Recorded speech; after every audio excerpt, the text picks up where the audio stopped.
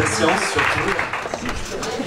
Bonjour. Alors déjà avant tout, c'est impressionnant de voir un amphi comme ça aussi rempli avec autant de jeunes, pas jeunes, et ça fait plaisir, ça fait très bizarre de se retrouver ici, alors qu'on a passé quand même pas mal d'années de l'autre côté. En tout cas, merci d'être là. Alors, on est là pour présenter deux choses. On va commencer par, mais sont liés bien évidemment, par le beau livre Assassin's Creed 2500 ans d'histoire. Alors, comme pour n'importe quelle histoire, ça débute par une rencontre. Ce beau livre, c'est vraiment le fruit d'un long travail, d'un travail qui est maintenant fait, ça va faire 7 ans, qu'on travaille entre le magazine Historia et Ubisoft. Alors, je nous présente rapidement quand même. Maxime Durand, qui est historien chez Ubisoft, et particulièrement pour Assassin's Creed.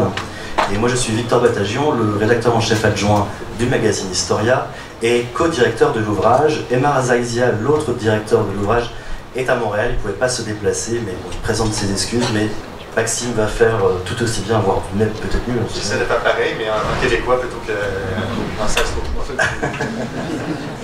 Alors, la première fois, ça vient d'où cette histoire-là? Ça a commencé en 2012 quand Historia a créé le prix du jeu vidéo historique, avec les prix Historia. Et le prix avait été décerné à cette époque-là à Assassin's Creed Révélation. La soirée du prix, les deux équipes se sont rencontrées. Et là, on s'est rendu compte qu'on avait tous les mêmes passions. Alors, je m'explique. On se retrouvait, on avait l'impression d'avoir un miroir. C'est-à-dire qu'on avait du côté d'Ubisoft et d'Assassin's Creed des développeurs, des créateurs de jeux vidéo, des attachés de presse, etc., qui étaient tous absolument passionnés par l'histoire, qui connaissaient un bon goût d'histoire. Et de l'autre côté, des historiens et des journalistes spécialistes en histoire, qui étaient soit des gamers, soit, mais pas forcément hard gamer, hein, mais en tout cas des joueurs de jeux vidéo. On avait tous 30-35 ans, et donc effectivement on connaissait plus ou moins, on avait biberonné du Mario Bros entre autres, hein. Et on s'était rendu compte qu'on avait à côté l'historien qui était intéressé par le jeu vidéo et le développeur de jeux vidéo qui s'intéressait à l'histoire. Et autour d'une table on s'est dit, mais un magazine d'histoire qui prend l'univers d'un jeu vidéo, ça n'existe pas. Alors pourquoi pas le créer? Alors à l'époque, comme vous le savez tous, les jeux vidéo, d'une manière ou d'une autre, peuvent avoir mauvaise presse. Alors en 2012, c'était encore pire. Ils nous avaient dit, non mais c'est n'importe quoi, vous n'allez pas faire un magazine d'histoire sérieux avec des images de jeux vidéo, ou en tout cas qui est une référence jeux vidéo. Mais on y est allé, et on avait fait le premier numéro qui était sur Black Flag, que vous connaissez peut-être les uns et les autres, qui était sur la piraterie au XVIIIe siècle dans les Caraïbes. Alors le sujet est absolument génial parce que ça titille notre imagination à tous.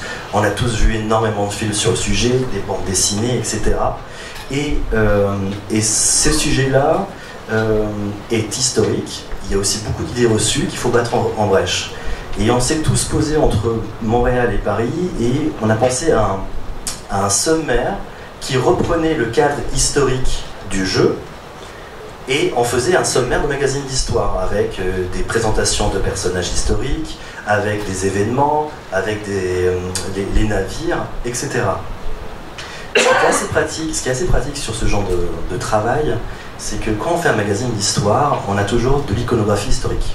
Mais pour des sujets comme Black Flag sur la piraterie, ou alors celui qu'on fera plus tard sur la Grèce antique, l'iconographie peut être pauvre, c'est-à-dire qu'on peut faire de très belles pages sur 20-30 pages, mais pas forcément sur une centaine de pages. Et le travail qui est fait par les artistes d'Ubisoft, qui est de recréer un univers pour qu'il y ait leur fiction historique s'ancre dans cet univers-là, ils créent des images qui peuvent être utilisées et illustrer des papiers historiques signés par les plus grands historiens. Alors ce qui est évident, c'est que pour l'historien, le plus important était de faire un numéro signé par des historiens reconnus, que ce soit des universités de Caen, de Sorbonne, ou etc. Et c'est comme ça qu'on est parti dans cette aventure-là. On a fait un premier numéro, on était tous très très très contents. Et on a réitéré, on a fait la Révolution française, on a fait la Grèce antique, on a fait le Londres victorien. Et donc on était parti là-dessus. Ça, c'est pour la petite histoire. Cette année, pourquoi on s'est lancé sur un beau livre? C'est avant tout parce que les fans nous l'ont demandé et à plusieurs reprises on nous a dit mais pourquoi vous ne faites pas un très beau livre avec ce que vous avez déjà fait mais en essayant d'utiliser que les illustrations d'Ubisoft. Est-ce que c'était possible? On s'est posé la question. Et au final, oui, ça marche très très bien. Donc on a repris tout ce qui avait déjà été fait. On a fait un gros travail éditorial, c'est-à-dire qu'on a pris le meilleur, réécrit les parties qui n'étaient pas, qu'on pouvait améliorer, et en plus créé tout un chapitre qui n'avait jamais été fait sur le Quattrocento et l'ère des Borgia. Comme vous le savez les uns et les autres, la trilogie d'Ezio, qui est une des plus connues de la saga, tu m'arrêtes si je dis une bêtise. Oh, oui, c'est vrai. On donc s'ancre dans cette période historique qui est quand même passionnante, avec les Borgia d'un côté, le pape Alexandre VI, donc le père, et toute cette espèce d'effervescence artistique qu'il y a à cette époque-là en Italie.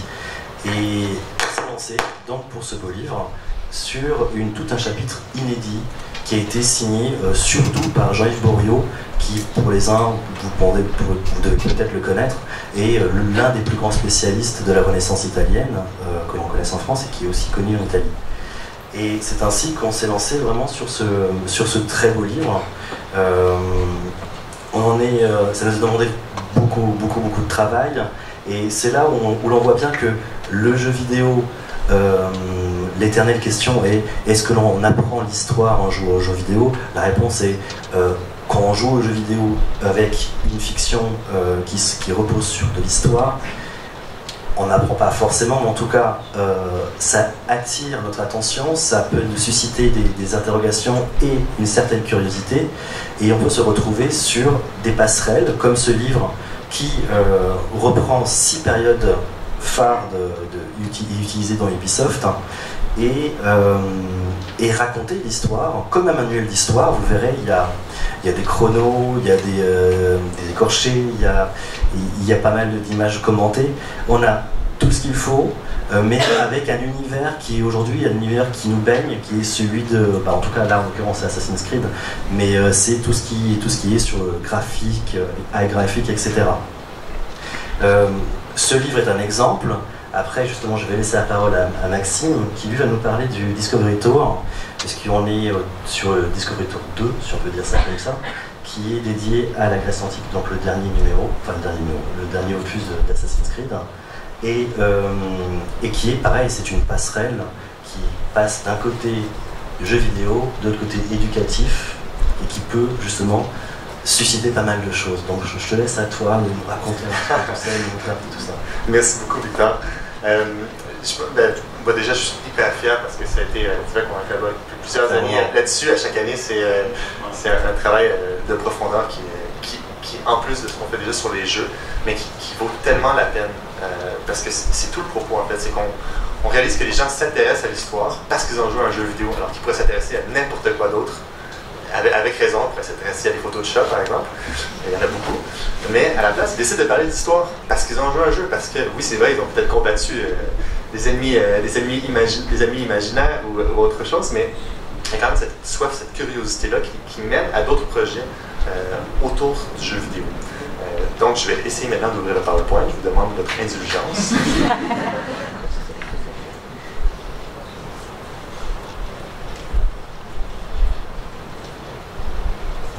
Ça marche du premier coup.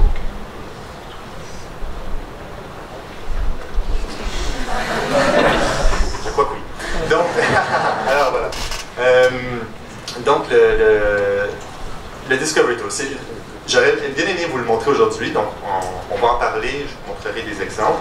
Et si vous voulez, à la fin, vous pourrez venir le voir sur l'ordinateur, donc je l'ai ici. Malheureusement, je ne pourrais pas le montrer à l'écran. Ceci dit, on va en parler beaucoup, donc j'espère plutôt susciter votre curiosité, que vous irez acheter le livre, vous irez acheter le jeu après. Je blague, mais c'est un peu quand même l'objectif. Un très court mot sur mon parcours. Donc, Victor l'a mentionné, je suis historien de formation. J'ai cette chance magnifique de travailler chez Ubisoft Montréal. Donc, comme diplômé en histoire, ça fait bientôt près de 10 ans. Et puis, le rôle a évolué avec le temps, mais c'est vrai que c'est une chance inouïe. Il y a beaucoup de chance là-dedans. Mais je vais vous parler un peu plus de comment on fait la recherche. Donc, je vais vous parler un peu plus du travail qui est fait en amont, quand on crée des jeux Assassin's Creed, et qui vont vous expliquer également pourquoi on fait ce genre de partenariat-là avec Historia, avec les arènes, pourquoi on fait le Discovery Tour, pourquoi on s'investit autant sur l'histoire alors qu'on pourrait que faire le jeu. Donc, la réalité, c'est qu'on veut rendre l'histoire accessible à tous. On veut partager cette passion-là que l'on découvre, nous, comme développeurs de jeux, alors qu'on crée ces univers-là. Donc, comment ça fonctionne? C'est assez simple. Donc, on part souvent d'une équipe d'une dizaine de personnes, les directeurs des projets, donc les directeurs créatifs, les directeurs audio, les directeurs narratifs, les directeurs techniques. Et puis, on essaie d'apprendre un peu plus sur chacune des périodes qui vont nous intéresser. Donc, les périodes, on les choisit en fonction de leur intérêt historique. Donc, est-ce que ce sont des moments qui sont pivots au sein de l'histoire? Est-ce qu'ils ont des conséquences qui ont une durée qui perdure? Est-ce que ce sont des événements ou des lieux qui sont iconiques au niveau visuel? Est-ce qu'on peut monter sur des bâtiments?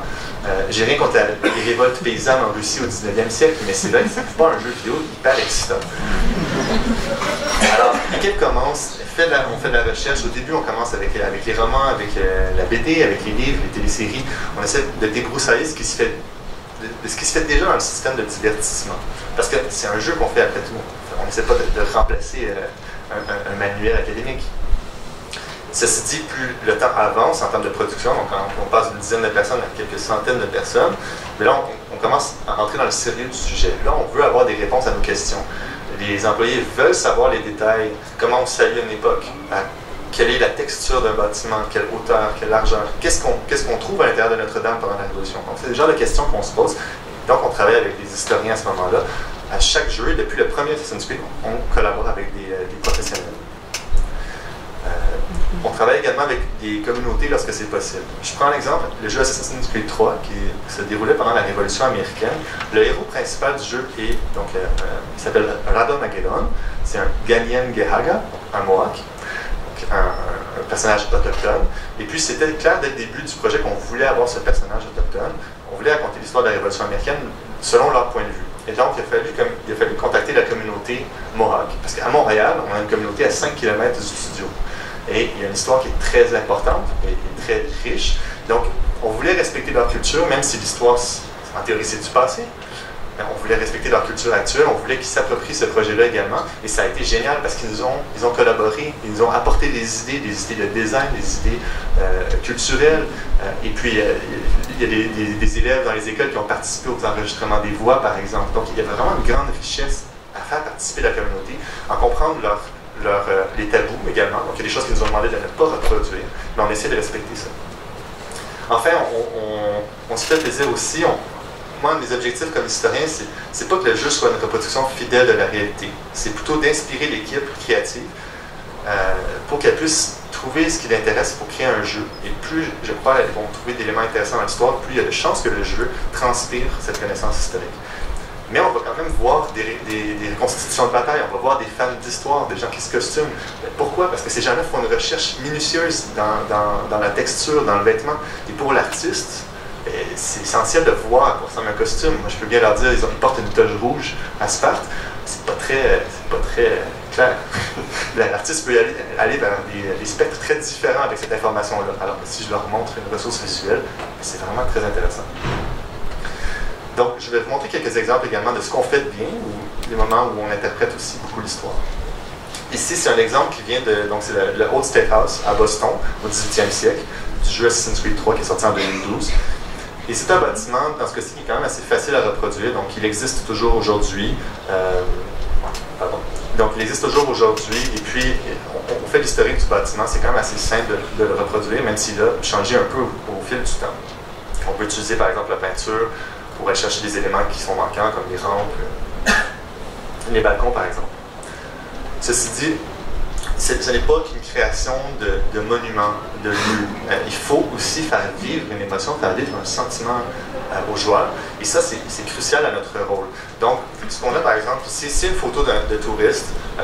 On ne connaît pas le contexte, mais on peut s'imaginer que ça a été pris un après-midi, en famille, autour d'un café, une bière, peut-être. Mais l'image, elle est authentique. C'est-à-dire que le bâtiment, il est parfait, il est proportionnel, mais on n'a aucune idée de ce qui se déroule, alors que dans la peinture de Carlo Boselli, on sent une émotion. Je joue avec les proportions, c'est vrai qu'elle ne respecte pas la taille de la forteresse, elle est beaucoup plus dramatique. Mais ça fait vivre une émotion aux joueurs. On joue avec la météo, par exemple. Donc c'est ce qu'on fait également sur Assassin's Creed. On adapte l'histoire pour que ça fonctionne avec le jeu. Si vous avez déjà joué à ce jeu-ci, à la question que je vais vous poser, vous ne pouvez pas participer. Mais je vais vous demander donc à main levée de me dire lequel est le jeu et lequel est la vraie Sainte-Chapelle. Donc, si vous croyez qu'à gauche c'est la vraie Sainte-Chapelle, je vais vous demander de lever votre main maintenant. Vous pouvez baisser votre main. Donc, logiquement, ceux qui croient que la vraie Sainte-Chapelle est à droite, vous pouvez lever votre main maintenant. Il y a quand même une bonne division, mais on n'a pas réussi à vous mettre d'accord. Dans tous les cas, la Sainte-Chapelle est à gauche, la Sainte-Chapelle du jeu est à droite. Ici, on voit bien qu'on n'est pas dans la reproduction parfaite, on est dans le travail de crédibilité historique. On travaille dans le travail d'immersion. Et ce qu'on voit à gauche, c'est évidemment des vitraux qui ont été faits à la main par des artisans qui sont uniques, alors qu'à droite, il y a un vitrail qui est reproduit vitam aeternam dans toute la Sainte-Chapelle. Donc, et puis il y a un autre petit détail aussi. Ici, c'est un pôle de navigation pour un assassin pour qu'il puisse sauter. On ne voit pas ça dans la vraie vie, évidemment. Alors, d'autres exemples de contraintes qu'on a, nous, comme développeurs de jeux, c'est entre autres l'espace physique. Donc, ici, c'est un exemple sur le jeu Assassin's Creed Origins. Donc, on voulait créer une carte à l'époque de l'Égypte ptolémaïque. Et les sites qui nous intéressaient donc, étaient à différents endroits. Et évidemment, par exemple, l'Égypte avec la Libye, avec la dépression de Kataras, on parle de centaines de milliers de kilomètres, alors que le jeu, lui, ne fait que 20 par 20 kilomètres. Donc, est-ce qu'on décidait de ne faire qu'Alexandrie ou on décidait d'ambitionner, d'aller plus large, en coupant la distance entre les lieux? Donc, bon, on a choisi l'option numéro 2, je vais prendre la mèche tout de suite. Donc, on a décidé de choisir les sites qui nous intéressaient, mais on les a rapprochés. On a joué avec les distances, ce qui fait que des pyramides, on peut voir le faire d'Alexandrie, et inversement. Dans la vraie vie, je ne crois pas que c'était possible, du moins on n'a pas de source qui nous le raconte. Mais quand même, on respecte la géographie, on respecte l'orientation des choses. Et puis, ultimement, ça nous fait une carte qui est quand même crédible. Et lorsqu'on joue, on passe d'une section à une autre sans vraiment le réaliser, en fait. Chaque jeu a des défis qui sont différents au niveau historique. On pourrait en parler pendant des semaines et des semaines, donc ce que je ne ferai pas, mais je vous donne quelques exemples. Par exemple, lorsqu'on travaille avec différentes périodes historiques, bien évidemment, les cartes ne sont pas les mêmes, les sources ne sont pas les mêmes. Lorsqu'on se rapproche, on parle du 19e siècle, c'est vrai qu'on a beaucoup de photographies, mais inversement, ça fait que l'équipe a un poids immense d'essayer de reconstituer réalistement. Alors que lorsqu'on se projette beaucoup vers le passé, vers l'Égypte antique par exemple, c'est vrai qu'on a de l'information qui est très fragmentaire. Ça nous donne plus de liberté de création, mais à chaque fois, on a des défis qui sont vraiment très différents. Ici, on va décomposer une image, donc c'est Wall Street à New York, très très différente de ce qu'on retrouve aujourd'hui. Et puis lorsqu'on la décompose, par exemple, on peut voir quel genre de sources on peut utiliser avec l'équipe. Donc que ce soit des images qui viennent de reconstitution de musées, comme la calèche qui est derrière moi, qui vient de Virginie aux États-Unis, que ce soit l'architecture hollandaise, par exemple, que l'on sait que New York avait à l'époque de la Révolution américaine encore, mais qui n'existe plus aujourd'hui. Que ce soit des lithographies, par exemple, Trinity Church qui est à l'arrière et qui est brûlé pendant la Révolution américaine. Donc on étudie quand même ce genre de scénario-là pour que ça soit cohérent. Enfin, je disais, il faut que ça soit visuel parce que tous les membres de l'équipe doivent participer au projet de reconstitution. On oublie souvent que même la partie audio du jeu, c'est 50% d'expérience pour nous. Donc on parle du bruit du vent, on parle des actions que les gens font dans la foule, que l'on doit reconstituer avec des acteurs dans une salle. Donc, avec un habit noir, ils ont rien autour d'eux, puis ils doivent s'imaginer qu'ils sont en train de pétrir le pain en Égypte ancienne, et que ça soit crédible. Donc on essaie de leur donner quand même des sources visuelles, on essaie de les informer. Mais il y a vraiment, il faut penser que c'est un travail qui est massif, donc c'est vrai qu'on doit adapter, par exemple dans la momification, lorsqu'on la montre, la momification ça dure pendant 60 jours, 80 jours, bon, dépendamment des recettes. Nous, on la montre, le temps d'attention du joueur, c'est peut-être 30 secondes, parce qu'il est en train de chasser un ennemi, il monte à cheval en train de tirer des flèches sur un crocodile, on ne sait pas. Mais donc on a décidé de montrer la modification dans des étapes qui sont plus simplifiées et tout a lieu en même temps. Donc, on embaume en même temps qu'on saline le corps du défunt et qu'on prie déjà pour l'au-delà. Donc mon but c'est évidemment de dédouaner un peu le poids que l'attention de l'histoire. On fait beaucoup de recherches, mais c'est vrai que tout ne se retrouvera pas dans le jeu. Et parfois il y a des niveaux de détails qui vont se retrouver dans le jeu que les joueurs ne réaliseront jamais parce qu'ils n'auront jamais le niveau de connaissance, d'appréciation historique pour le voir. On s'est rendu compte qu'on aimait ça, partager l'histoire. On s'est rendu compte que depuis la sortie du premier Assassin's Creed en 2007, il y a un appétit pour l'histoire. Et c'est ce qui nous a fait, entre autres, créer l'encyclopédie dans le jeu, l'Animus Database. On l'a introduite en 2009, enfin, c'est notre deuxième jeu sur la Renaissance italienne à l'époque. Et puis, qu'est-ce qu'on décrivait? On décrivait les monuments, les personnages, on décrivait les grands moments de l'histoire. Lorsqu'on avait, par exemple, devant une cathédrale, on pouvait ouvrir une petite capsule qui nous informait de l'histoire de la cathédrale. C'était une information additionnelle au jeu, donc ça ne faisait pas partie nécessairement du cœur de l'expérience, mais il y a beaucoup de joueurs qui aimaient ce genre d'informations additionnelles. Ça a tenu jusqu'à 2015, puis je dirais après la sortie du jeu sur la Révolution française qu'on a fait en 2014, on réalisait que c'était pas assez, on voulait aller plus loin. À ce moment-là, on avait déjà des partenariats avec Historia, on réalisait qu'il y avait un appétit.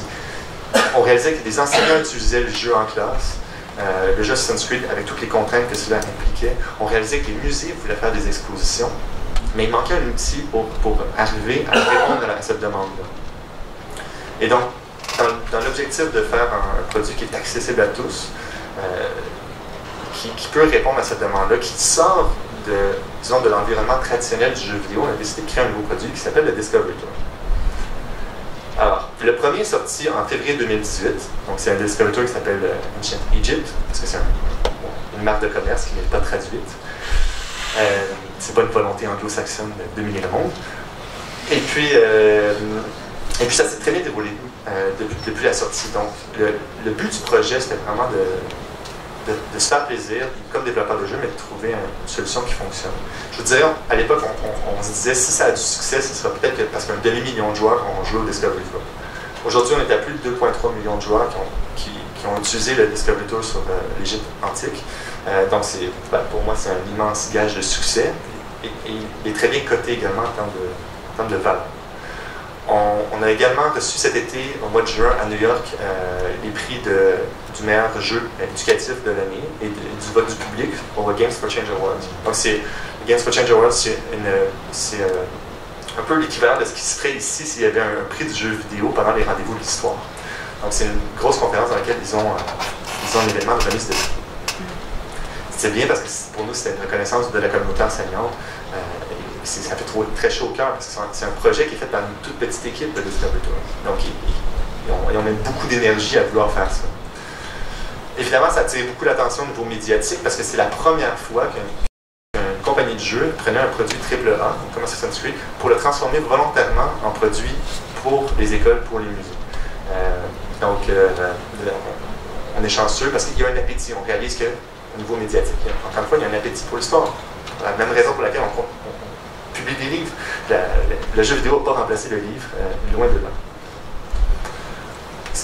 Donc on a eu beaucoup de chance, on a également fait plusieurs partenariats avec des musées, j'en cite quelques-uns ici, que ce soit avec le musée du Quai Branly Jacques Chirac à Paris, par exemple, l'été dernier, dans les activités d'été, eux utilisaient le Discovery Tour par médiation, donc ils avaient des médiateurs présents sur place, qui faisaient jouer les visiteurs, qui pouvaient s'inscrire, puis ils avaient également sorti des objets de leur collection que les gens pouvaient voir, donc ils sont en lien avec l'Égypte, l'Agide, donc l'époque de Cléopâtre.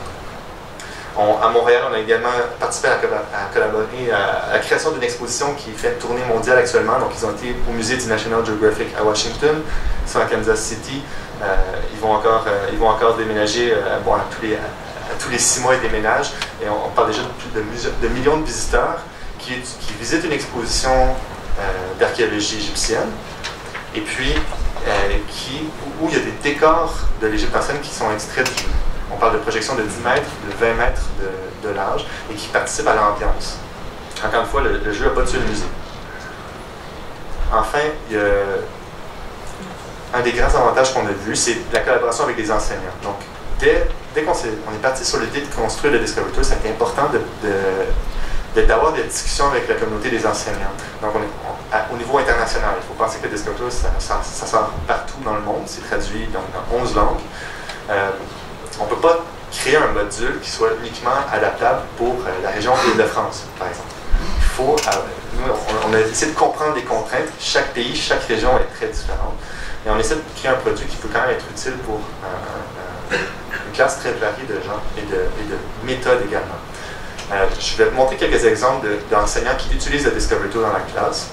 Donc ici, derrière moi, c'est une commission scolaire, donc 9 écoles à Montréal qui utilisent le Discovery Tool. Ils ont 15 ordinateurs, 15 laptops de jeu, et puis ils ont couvert 1300 élèves l'an dernier.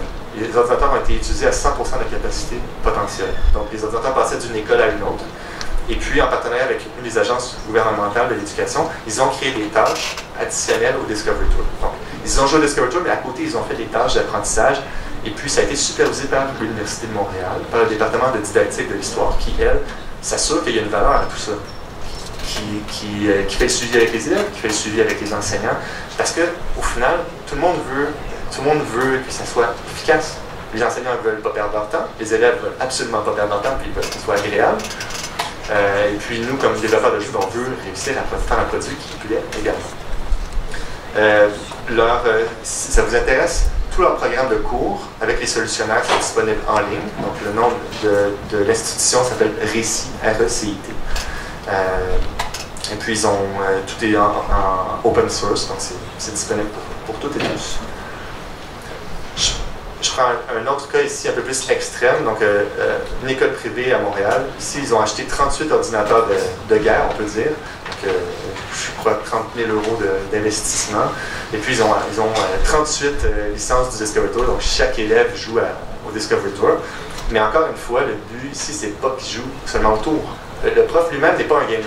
C'est plutôt un incitatif pour parler d'histoire, pour intéresser, pour poser des questions, pour susciter l'esprit critique. Parce que au final, c'est ça qu'on veut. Retenir les dates, oui, c'est bien, mais après, susciter la curiosité et essayer de trouver des façons d'y répondre, c'est encore plus important. Bon, comme c'est une école privée, ils ont aussi la chance d'amener les élèves à un des musées à New York. Donc, ils ont fait le voyage Montréal-New York pour aller voir certains des artefacts qu'on utilise, nous, dans Discovery Tour, qui nous ont inspirés à faire le jeu sur l'Égypte ancienne, par exemple. Je dirais que c'est peut-être moins un défi en Europe, parce que les musées, il y en a une quantité hallucinante. Moi, je suis toujours ça me fait toujours plaisir, d'ailleurs. En Amérique, c'est vrai que c'est plus un défi d'amener les élèves au musée. Je vais embêter une des personnes qui est dans la salle, donc William Brou, qui est un enseignant ici en France, à Clermont-Ferrand, qui capte la présentation actuellement. Il est chargé de projet. Non, je vais mal le dire, mais donc William utilise les jeux vidéo en classe. Il a une chaîne YouTube où il parle des jeux vidéo, où vraiment il y a un dialogue avec la classe, avec les étudiants, plutôt que de fermer les yeux sur le fait que les gens jouent. C'est plutôt ici de s'intéresser à ce qui les intéresse, mais de trouver une façon de le faire rentrer dans le programme scolaire. Et puis William a une charge donc, du ministère de l'Éducation pour évaluer l'avenir de l'utilisation des jeux en classe. Je peux également vous dire que l'Académie de Créteil, cette année, vont utiliser le Discovery Tour dans 6 écoles. Donc, ils ont fait un premier test l'an dernier, poursuivre leur test cette année. Et le but, encore une fois, c'est d'essayer de s'assurer que l'outil puisse être bien utilisable en classe avant de l'appliquer à grande échelle. Alors, j'enchaîne. Dans les choses qui nous étonnent le plus comme développeurs de jeux, c'est de voir toujours la réaction que les jeux ont. Par exemple, quand on annonce un nouveau Assassin's Creed, on voit sur Google que les recherches en histoire explosent. Les gens se posent des questions dès qu'ils savent qu'il y a une période. Ils essaient d'anticiper qui seront les bons et les méchants du jeu. C'est pas aussi simple. Quels seront les grands événements historiques, les lieux qui vont être traités. Donc, il y a une curiosité. Mais on voit également ce genre d'exemple sur Reddit. Donc, Reddit, c'est une plateforme web. Je l'explique parce que je ne peux pas assumer que tout le monde la connaisse. Moi, je ne la connaissais pas personnellement. Et puis, Reddit, ils ont des sous-pages, donc par sujet, dont une page sur l'histoire où il y a 14 millions d'abonnés.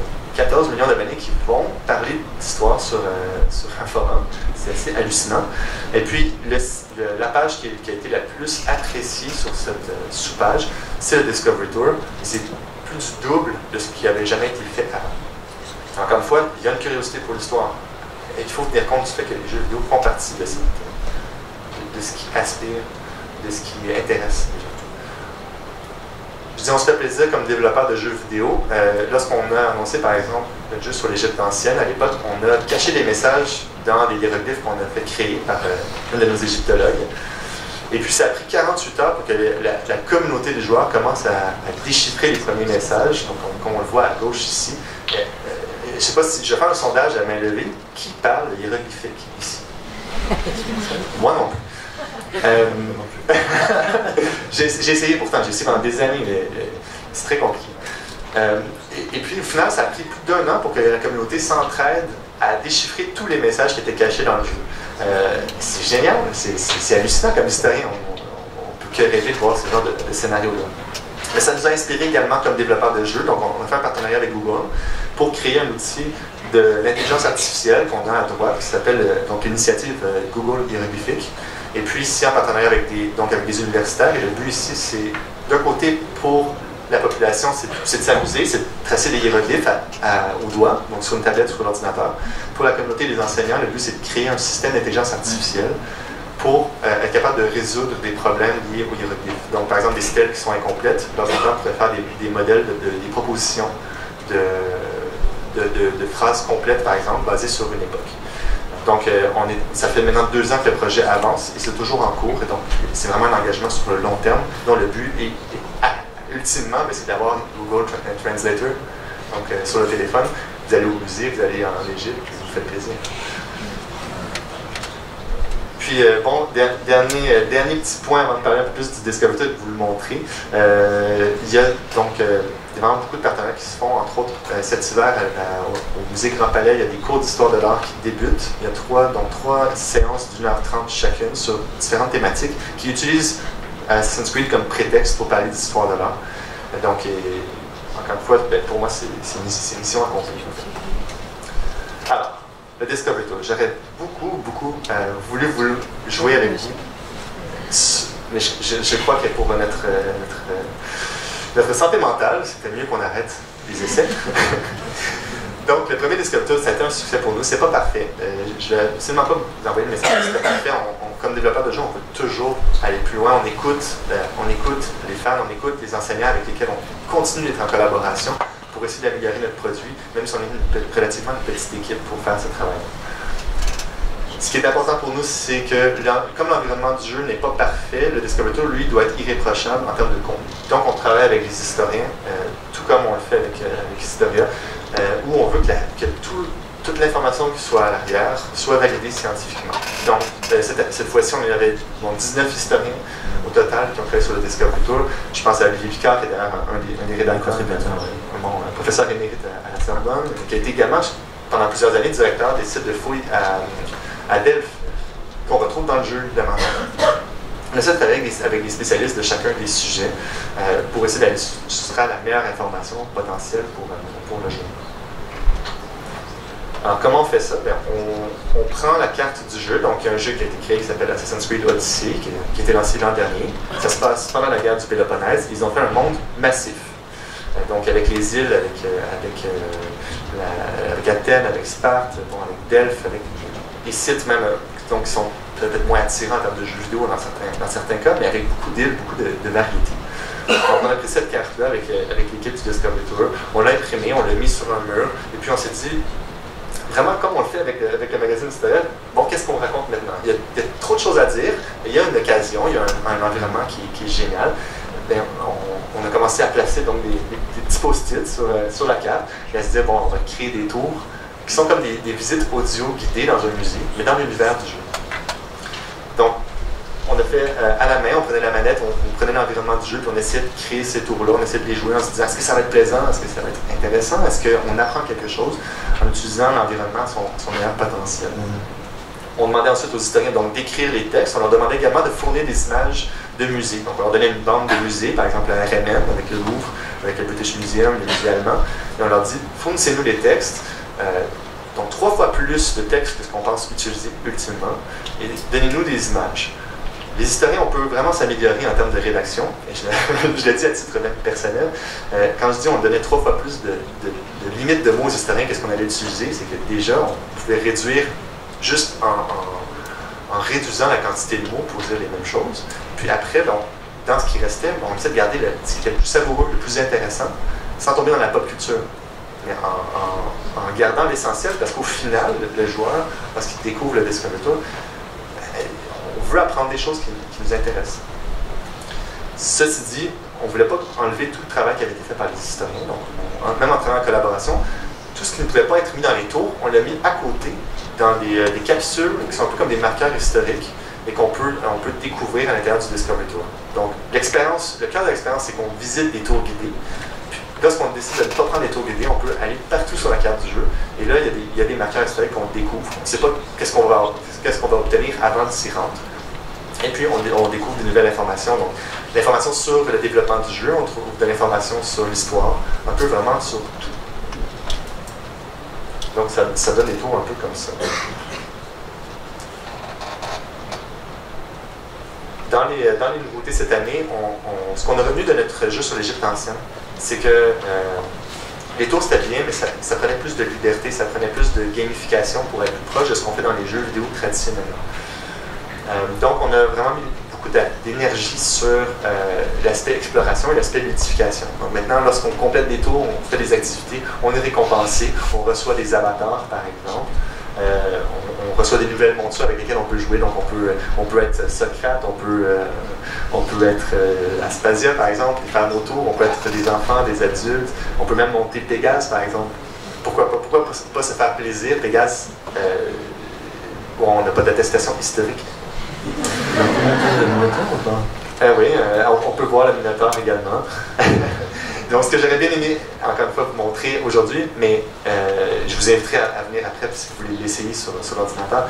Donc, il y a tout cet environnement-là du jeu qui est extraordinaire, dans lequel l'apprenant ou la personne qui joue est au cœur de sa propre aventure, au cœur de sa propre découverte.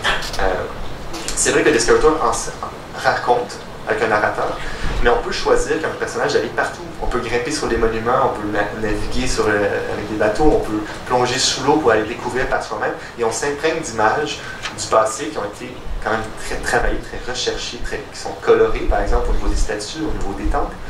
Et on a cette impression-là du passé qui va à jamais changer notre perspective de la Grèce classique, qui est très loin de celle qu'on peut se faire par erreur des philosophes, par exemple. Je vais conclure là-dessus, pour plusieurs raisons, évidemment. Ceci dit, c'est une discussion à continuer à avoir. Et moi, je suis vraiment intéressé à parler de critique, parler de jeux vidéo, parler de son importance et de ses limites également. Donc, ça me fera plaisir avec Victor d'être disponible de toute façon à la suite de cette conférence pour en discuter, pour continuer le dialogue, parce que c'est comme ça en fait qu'on peut améliorer le produit, qu'on peut aussi trouver une solution qui fait que c'est pratique pour tous et pour tous. Donc je vous remercie énormément de votre patience, de votre écoute également. Et puis je vais vous inviter également, ceux qui le souhaitent, je crois qu'on a une séance de dédicace. Normalement, oui. Au meilleur de ma connaissance, donc soit ici, soit au Salon du Livre, au stand Les Arènes, qui est l'éditeur du bouquin avec l'histoire. Merci beaucoup à vous tous et à très bientôt.